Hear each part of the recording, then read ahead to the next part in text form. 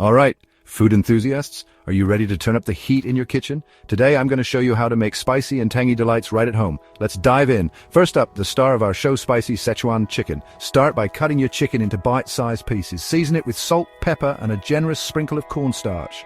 Now let it sit while we prep our veggies. Chop up some bell peppers, onions, and green beans. Got that? Awesome! Time to heat up our pan with a splash of oil. Toss in the chicken and let it sizzle until it's golden brown. Remove the chicken and set it aside. In the same pan, add a bit more oil and stir-fry those veggies until they're tender crisp. Now, for the fun part, the sauce. Mix together soy sauce, rice, vinegar, a dollop of chili paste, and a touch of honey. Pour it into the pan, toss in the chicken, and give it all a good stir. Next, we have a tangy, twist zesty lime shrimp tacos.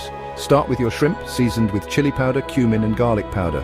Sauté them in a hot pan with a little oil until they're pink and juicy. While the shrimp is cooking, whip up a quick lime creamer.